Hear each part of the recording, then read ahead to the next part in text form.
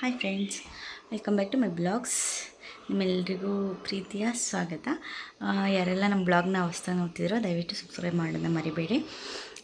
ಹಳಬ್ರು ಯಾರ್ಯಾರಿದ್ದೀರೋ ಅವರೆಲ್ಲ ಲೈಕ್ಸ್ ಮಾಡಿ ಕಮೆಂಟ್ ಮಾಡಿ ನಿಮ್ಮ ಬ್ಲಾಗ್ ಹೇಗಿತ್ತು ಅಂತ.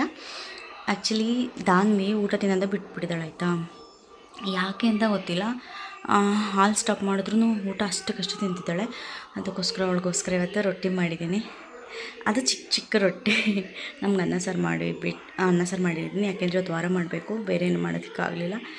ಅಲ್ಲಿ ಎದ್ದಿದ್ದೆ ಲೇಟ್, ಅದಕ್ಕೋಸ್ಕರ ಅನ್ನ ಸಾರು ಮಾಡಿಬಿಟ್ಟು ಅವಳಿಗೆ ರೊಟ್ಟಿ ಮಾಡಿಕೊಡ್ತಾಯಿದ್ದೀನಿ. ರೊಟ್ಟಿ ಆದರೆ ನಾನು ತಿನ್ನಿಸೋ ಟೈಮಿಂಗ್ಸ್ ಉಳಿಯುತ್ತೆ, ಅವಳೇ ತಿಂತಾಳೆ. ಅದಕ್ಕೋಸ್ಕರ ಬನ್ನಿ ರೊಟ್ಟಿ ತರಿಸ್ತೀನಿ.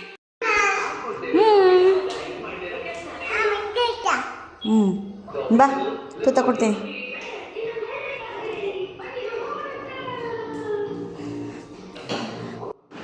ಸೊ ಏನೋ ಅಂದ್ಕೋಬೇಡಿ, ಮನೆ ಅಂತೂ ಫುಲ್ ಮೆಸ್ಸಿ ಆಗಿತ್ತು.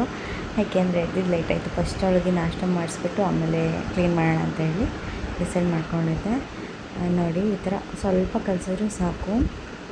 ರಾಗಿ ರೊಟ್ಟಿ ನೋಡಿ ಎಷ್ಟು ಚೆನ್ನಾಗಿ ಬರ್ತು ಗೊತ್ತಾ. ನಾನು ಸ್ವಲ್ಪನ ಕಚ್ಕೊಳ್ಳೋದಾಗಲಿ ಏನೂ ಮಾಡಲಿಲ್ಲ. ನಾನು ಇದಕ್ಕೆ ಏನು ಹಾಕಲಿ, ಸ್ವಲ್ಪ ರಾಗಿ ಹಿಟ್ಟು ಜೊತೆ ಸ್ವಲ್ಪ ರವೆ ಹಾಕಿದ್ದೆ ಅಷ್ಟೇ. ಅದು ಬಿಟ್ಟರೆ ಕ್ಯಾರೆಟ್ ತುರಿ ಮತ್ತು ಈರುಳ್ಳಿ ಸಣ್ಣ ಕಚ್ಚಾಕಿದ್ದೆ, ಮತ್ತು ಕೊತ್ತಂಬರಿ ಸ್ವಲ್ಪ ಹಾಕಿದ್ದೆ, ಮತ್ತು ಖಾರದ ಪುಡಿ, ಉಪ್ಪು ಒಂದು ಸ್ವಲ್ಪ ಟೇಸ್ಟ್ ಬರಲಿ ಅಂತ ಹೇಳಿ ಹಾಕಿದ್ದೆ.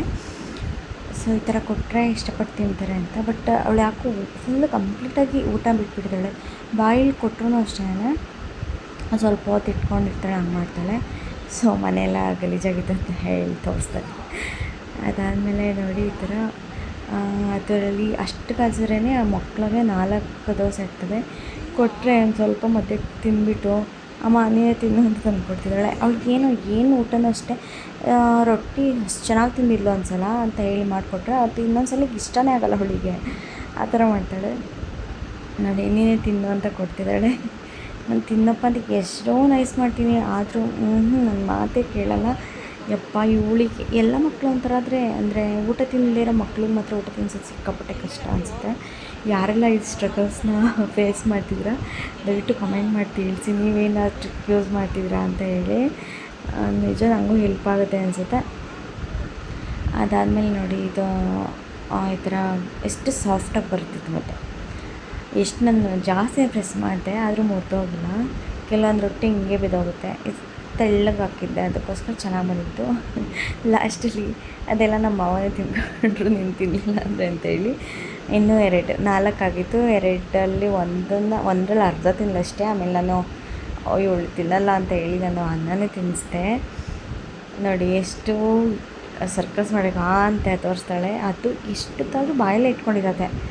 ನುಂಗೋಣ ಅದಿಲ್ವೇ ಇಲ್ಲ. ಆಟ ಆಡ್ಕೊಳ್ಬೇಕಾದ್ರೆ ಬಾಯಲ್ಲೇ ಇಟ್ಕೊಂಡಿರ್ತಾಳೆ. ನೀರು ಕುಡಿಸ್ಬಿಟ್ಟು ನುಂಗಿಸ್ಬೇಕು ಒಂದೊಂದ್ಸಲ ಆ ಥರ. ಮತ್ತು ತುಂಬ ವೀಕ್ ಆಗಿದ್ದಾಳೆ, ಯಾಕೆ ಗೊತ್ತಿಲ್ಲ. ನೋಡ್ಬೇಕು ಅವರಪ್ಪ ಏನಾದರೂ ಒಂದ್ಸಲ ರಜಾ ಹಾಕ್ಬಿಟ್ಟು ಹಾಸ್ಪಿಟಲ್ಗೆ ತೋರಿಸ್ಬೇಕು ಅಂದ್ಕೊಂಡಿದ್ದೀವಿ. ನೋಡೋಣ ಹೆಂಗಾಗುತ್ತೋ ಗೊತ್ತಿಲ್ಲ.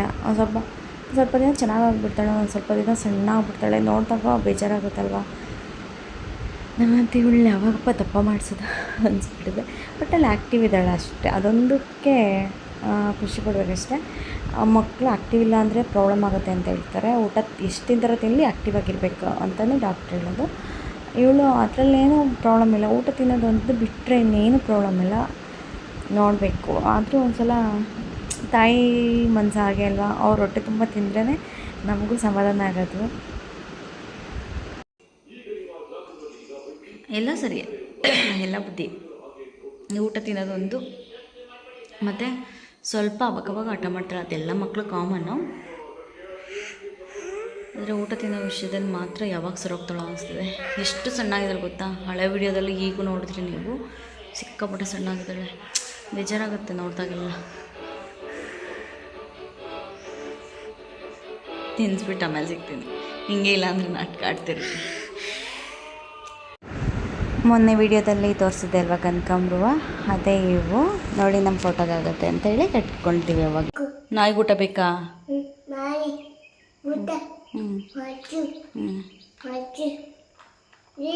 ಮೊಸರಲ್ಲ, ಅದು ಹಾಲು.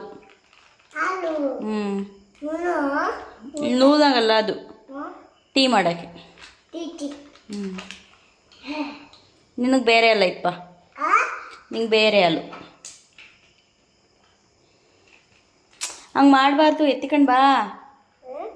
ಎತ್ತಿಕಣ.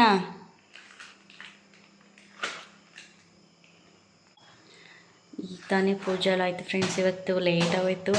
6 o'clock 6:30 ಆಗ್ಬಿಟ್ಟಿದೆ ಪೂಜೆ ಎಲ್ಲ ಮುಗಿಸೋ ಅಷ್ಟರಲ್ಲಿ. ಎಷ್ಟೊಂದು ಹೊತ್ತೋಗ್ಬಿಟ್ಟಿದ್ದೀನಿ. ಸೊ ಇವಾಗ ಅಡುಗೆ ಸ್ಟಾರ್ಟ್ ಮಾಡಬೇಕು. ಏನು ಮಾಡೋದು ಅಂತಲೇ ತಲೆ ಓಡ್ತಿಲ್ಲ. ನೋಡೋಣ ಏನು ಮಾಡೋದು ಅಂತ ಯೋಚನೆ ಮಾಡಬೇಕು.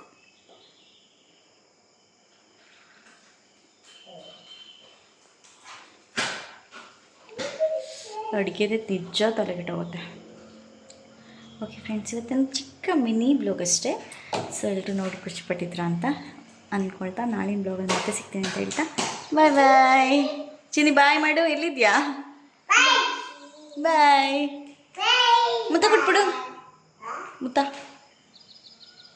ಕೊಡು. Okay friends, bye. Take care.